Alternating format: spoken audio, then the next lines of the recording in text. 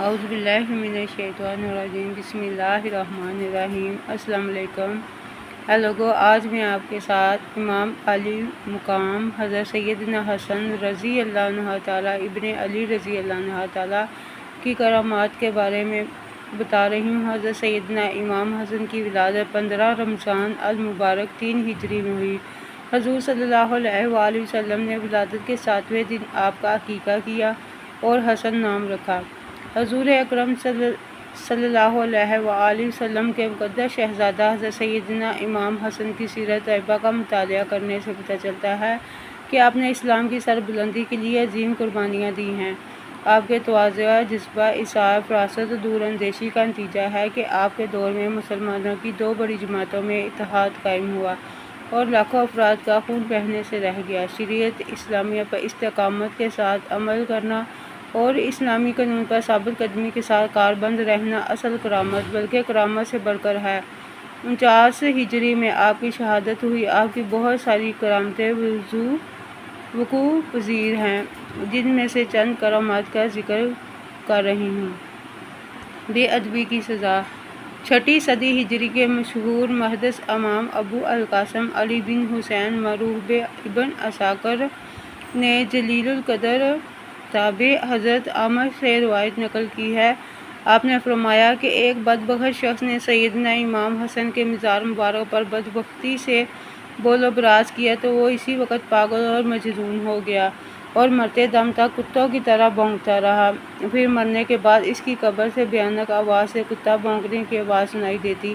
اس کرامت کو حضرت علامہ یوسف بن اسماعیل نہائی، جو کہ ملک شام کے بلند پایہ عالم گزرے ہیں، نے اپنی کتاب جامعہ کرامات الاولیاء میں کتاب طبقات مناوی اور ابو نعیم سے نقل فرمایا ہے۔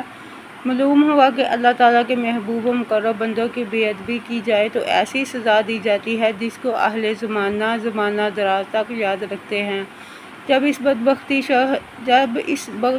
شخص نے مزار مبارک کی بے حرمتی کی تو اللہ تعالیٰ نے اس کی عقل سلب کر دی اور جنون کی بیماری میں مبتلا کر دیا، اس لیے کہ اس نے اپنی عقل کو استعمال کرنے کی بجائے بدبختی کا مظاہرہ کیا اور مزار اقدس کی بے حرمتی کی۔ اس شخص کا جنون عام مجنونوں جیسا نہیں تھا۔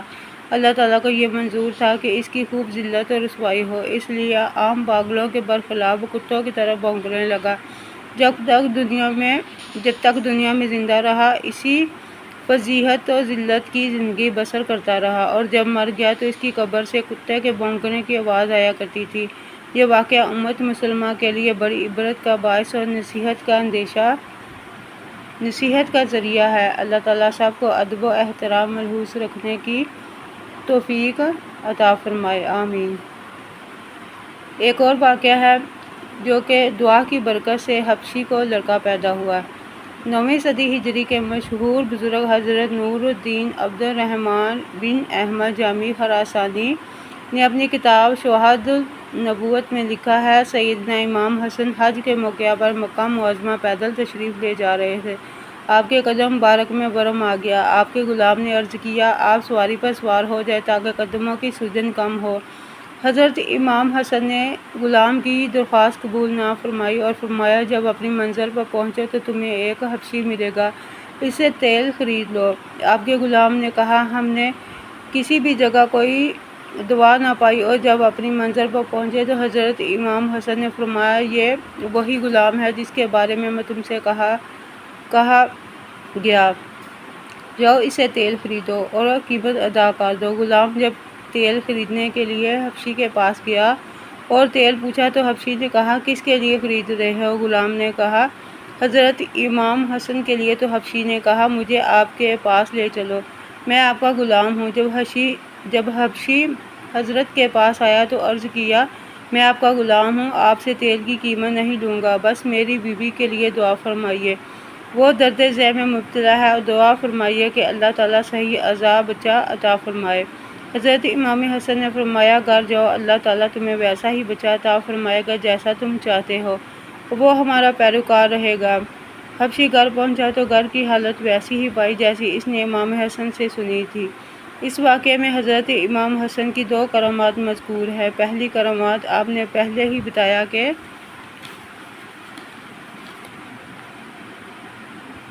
پیروں کا ورم کم ہونے کی دعا کہاں اور کس کے پاس ملے گی؟ دوسری کرامت آپ نے یہ بیان فرمایا کہ حبشی کو خواہش کے مطابق صحیح سالم لڑکا ہوگا، وہ لڑکا اہل بیت کرام کا تابع دار فرما بردار ہوگا۔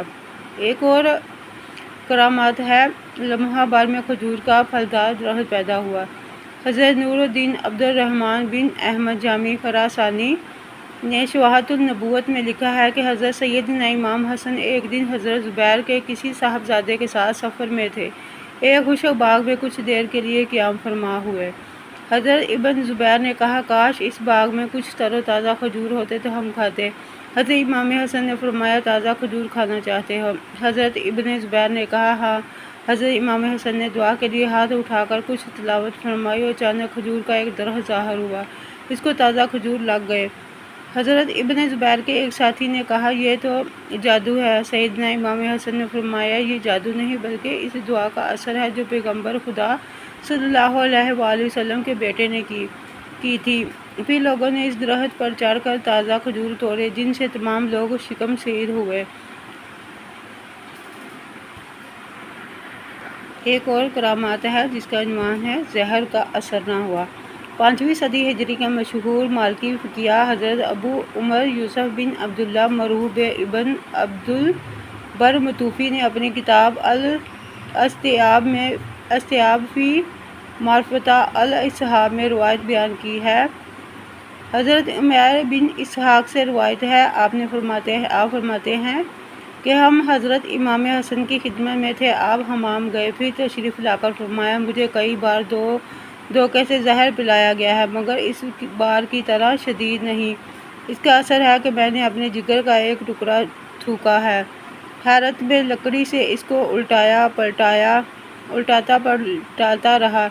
حضرت امام حسین نے عرض کیا، بھائی جان، آپ کو کس نے زہر دیا؟ امام حسن نے فرمایا، آپ کیا چاہتے ہیں؟ کیا اسے قتل کر دو گے؟ حضرت امام حسین نے کہا، ہاں۔